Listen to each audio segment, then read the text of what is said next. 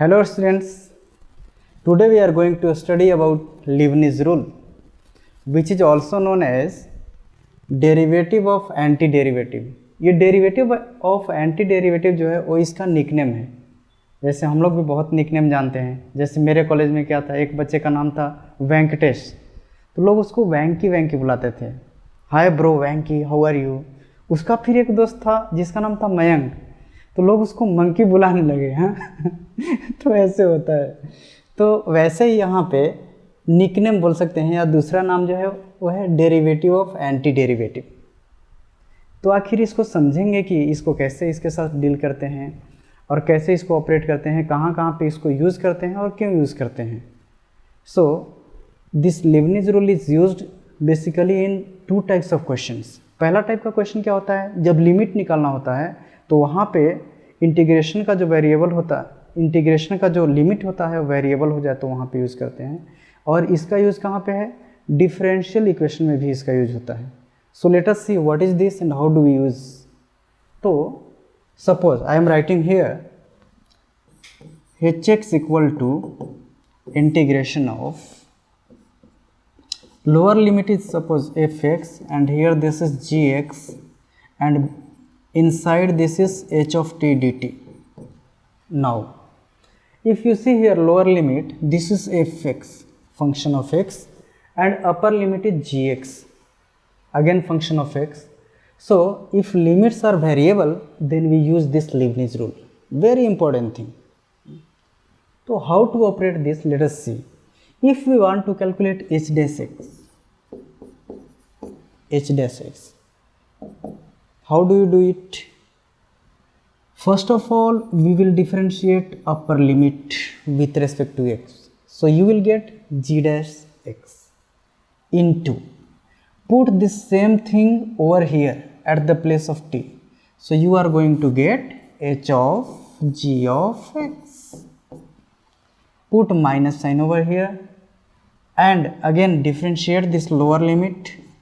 You will get f dash x and into, put this fx over here, so you will get h of f of x. So this is differentiation of this function hx.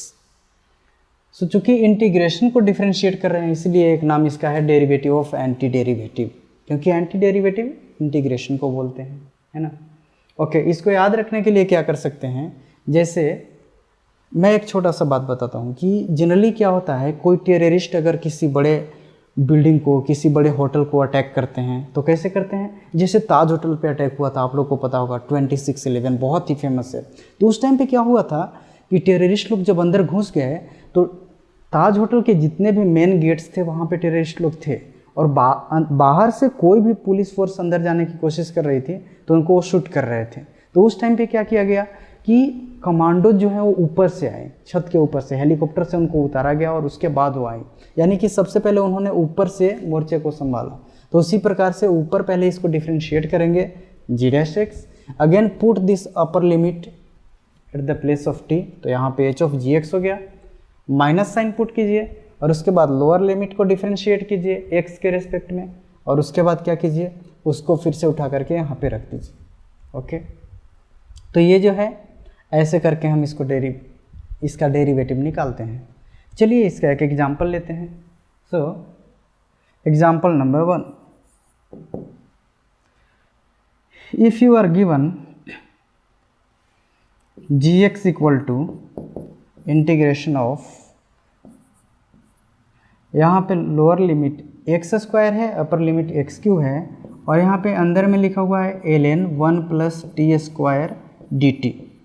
Again क्या करेंगे, अगर जी dash x निकालना है तो सबसे पहले क्या करेंगे, अपर लिमिट को डिफ्रेंशिएट करेंगे। डिफ्रेंशिएशन ऑफ एक्स क्यूब क्या हो जाएगा 3x², है ना, इनटू, अभी इस एक्स क्यूब को कहाँ पे रख देंगे, इसके प्लेस पे रख देंगे, तो क्या हो जाएगा ln 1 + एक्स क्यूब का whole square that is x⁻6, फिर माइनस साइन, फिर लोअर लिमिट को डिफ्रेंशिएट करेंगे तो x² का डिफ्रेंशिएशन 2x होता है and again put this x square over here, so you will get ln 1 plus x to the power 4. so this is g dash x, ये हमारा हो गया g dash x. so you might have understood that how to differentiate these types of functions when variables are themselves, when limits are, upper limit and lower limits are variable, then how to differentiate that function. Okay, let us take a new example. Example number 2. Example number 2. Yeah. So suppose gx is given 0 to x, here this is t square into, again integration sign, 1 to t f of u du, and here this is dt, this is t. Okay, let me make it clear. This is t. Now they have given that f of 1 is equal to 3, then they are asking calculate g dash 1 and g double dash 1. Okay, so this is the question. gx is equal to limit 0 to x t square into bracket में लिखा हुआ है 1 to limit t है f of u du into D T. अब यहाँ से आपको देखते ही समझ में आ रहा है कि यहाँ जो लिमिट है वो वेरिएबल है. अगर लिमिट वेरिएबल है और हमसे डिफरेंशिएशन पूछा जा रहा है, मतलब हमें क्या यूज़ करना है? सिंपल सी चीज़ है, हमें लीबनिज़ रूल यूज़ करना है. Okay, very simple. Now calculate g dash x. How to calculate? Differentiate upper limit first. तो x का डिफरेंशिएशन कितना हो जाएगा? 1 हो जाएगा इनटू, अब क्या करेंगे? इसको पुट कीजिए कहाँ पे? यहाँ पे. तो t की जगह पे पुट करेंगे, so this will become x square. Okay, now put whole things over here. अभी t जहाँ जहाँ t है वहाँ पे x रखेंगे, तो ये हो जाएगा इंटीग्रेशन ऑफ 1 टू x, और अगेन यहाँ पे कितना हो जाएगा? f ऑफ u du, जो भी ऐसा हो गया है ना. अब यहाँ से आपको क्या दिख रहा है? अगेन दिस इज क्या, फिर से यहाँ पे लिमिट अगर देखा जाए तो क्या हो गया? वेरिएबल हो गया. इसका मतलब क्या करेंगे? फिर से इसमें क्या यूज़ करना पड़ेगा? Leibniz rule. ओके, तो यहाँ से आप देखेंगे, let me make it even more clear.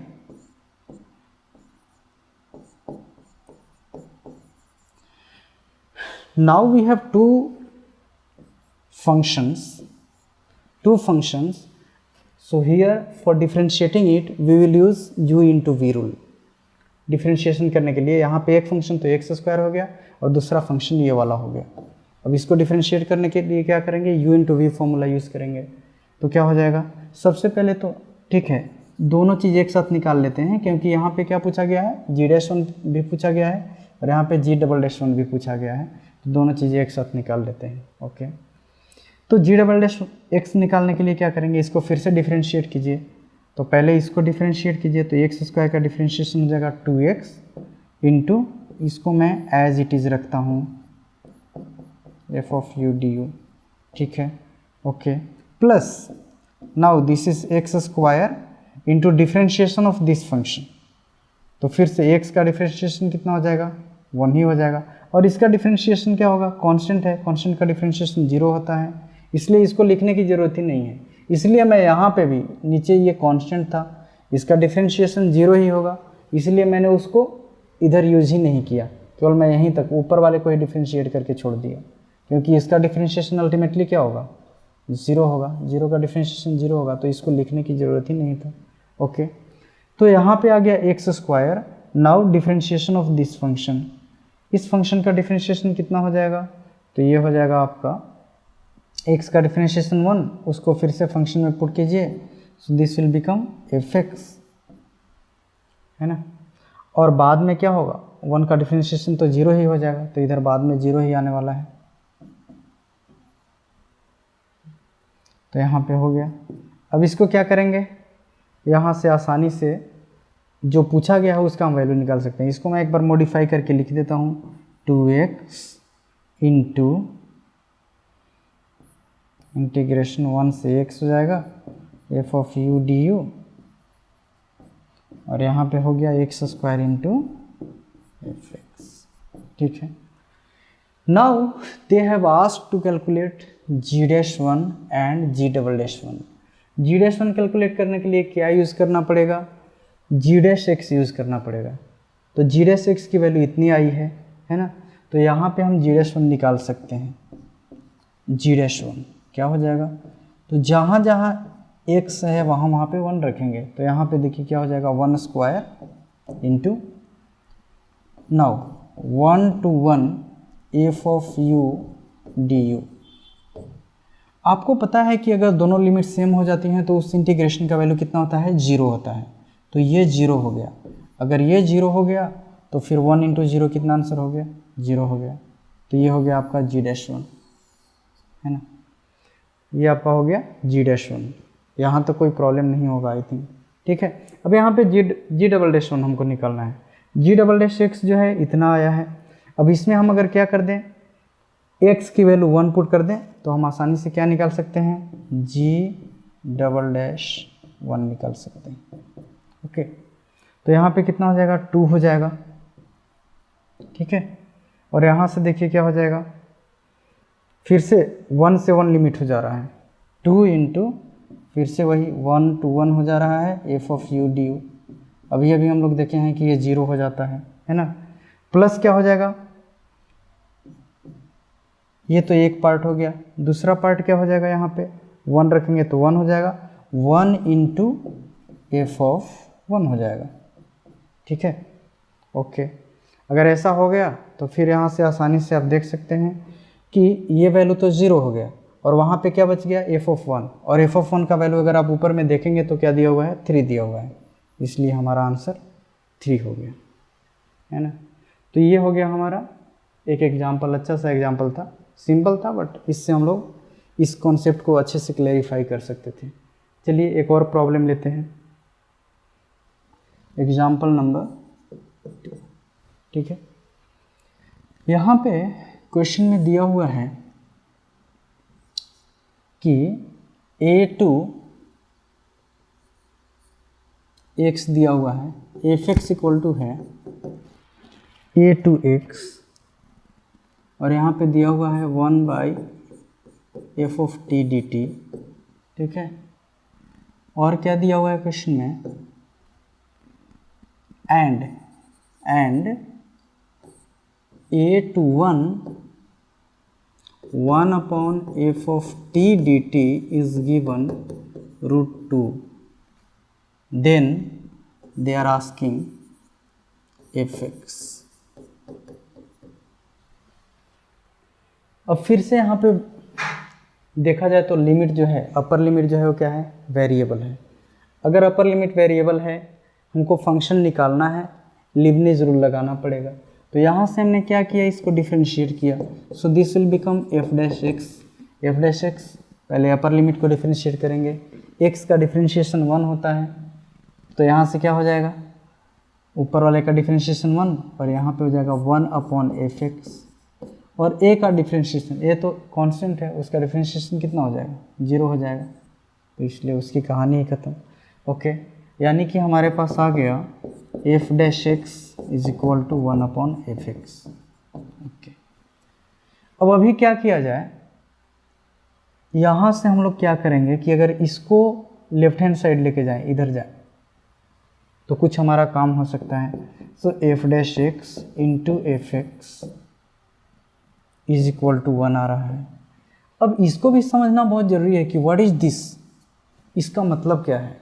तो यहाँ पे देखिए, अगर x की जगह पे 1 पुट करें तो ये चीज़ मिल जाएगा, यानी कि x की जगह पे 1 पुट करें तो ये चीज़ मिल जाएगा। इसका मतलब क्या हुआ, so this is nothing but f of 1 and f of 1 is √2। ये चीज़ हम यहाँ से निकाल सकते हैं। तो क्या हो जाएगा यहाँ पे, अब इसके साथ कैसे डील करें, तो वेरी सिंपल, यहाँ पे दोनों साइड इंटीग्रेट करेंगे। कैसे, इधर भी dx लगा देंगे और इधर भी dx लगा देंगे और इंटीग्रेट करेंगे। तो यहाँ पे कितना हो जाएगा, if you put this function as t, अगर इसको हम t पुट कर दें तो इसके बगल वाला क्या हो जाएगा, dt हो जाएगा, है ना। तो यहाँ पे कितना हो जाएगा, ये f ऑफ x है, f ऑफ x dx, है ना। थोड़ा सा ये मैं एडिट कर रहा हूँ, ओके। एफ एक्स है, तो put this function as t, so you will get t dt is equal to dx। तो यहाँ से कितना आ जाएगा, इंटीग्रेशन ऑफ dx, है ना। तो ये होगा t square by 2 is equal to x plus c. और फिर से यहाँ पे क्या करेंगे, वैल्यू रख देंगे, t की वैल्यू एफ एक्स हमने माना था, so you will get f x का whole square upon 2 is equal to x plus c. अब इस कांस्टेंट की वैल्यू कहाँ से निकालें, तो यहाँ पे देखिए आपको दिया हुआ है एफ ऑफ 1 इक्वल टू 2। अब एफ ऑफ 1 इक्वल टू 2 हुआ है, तो दिया हुआ है, तो एक्स की वैल्यू को आप 1 रखिए। So you will get f of 1 whole square upon 2 equal to 1 plus c. अब एफ ऑफ 1 यहाँ पे दिया हुआ है √2, सो √2 का square 2 will get cancel, here this is 1 plus c, so c you are going to get 0। अब अगर सी की वैल्यू 0 हो गई तो हमारे पास फंक्शन क्या आ जाएगा, ऊपर वाले से यहाँ से अगर देखा जाए तो ये हो जाएगा हमारे पास एफ ऑफ एक्स का whole square upon 2 is equal to x. मतलब एफ एक्स इक्वल टू कितना हो जाएगा, प्लस माइनस √2x। लेकिन यहाँ पे एक प्रॉब्लम है कि प्लस माइनस दोनों आ गया है, तो मैं किसको एक्सेप्ट करूँ, मैं प्लस साइन लूँ या माइनस साइन लूँ। तो यहाँ पे जाकर के हम चेक करेंगे, here this is given that F of 1 is √2। अगर एफ ऑफ 1 √2 है तो यहाँ पे x की जगह पे अगर 1 डाला जाए तो क्या आएगा, अगर यहाँ पे x की जगह पे 1 डालते हैं तो हमारे पास क्या आ जाएगा। चलिए नेक्स्ट पेज पे देखते हैं। Here we have got function as plus minus √2x, है ना। ये चीज़ प्रीवियस स्लाइड में था, देखिए यहाँ पे F x equal two plus minus √2x, लेकिन एफ ऑफ 1 जो है वो √2 दिया हुआ है। तो अगर ऐसा है तो देखिए एफ ऑफ 1 कितना दिया हुआ था, √2। और अगर एफ ऑफ 1 √2 दिया हुआ है तो इसको और इसको अगर हम एक बार मैच करके देखें तो क्या हो रहा है, ये किसको सेटिस्फाई कर रहा है, प्लस वाले को सेटिस्फाई कर रहा है, प्लस वाले को सेटिस्फाई कर रहा है। That is y f of x will be √2x, है ना। तो यहाँ से हमारे पास पिछले वाले में 2 फंक्शन आए थे, यहाँ पे देख सकते हैं, लेकिन इन दोनों में से कौन सा सेटिस्फाई किया, केवल प्लस साइन वाला सेटिस्फाई किया, इसलिए ये फंक्शन इतना आ गया। तो इस प्रकार से हम लोग लीबनिज़ रूल को यूज़ करके आसानी से बहुत सारे क्वेश्चन लिमिट के और डिफरेंशियल इक्वेशन के, इन दोनों में ये चीज़ें बहुत यूज होती हैं। तो ऐसे करके हम इसको सॉल्व कर सकते हैं। Okay, thank you very much.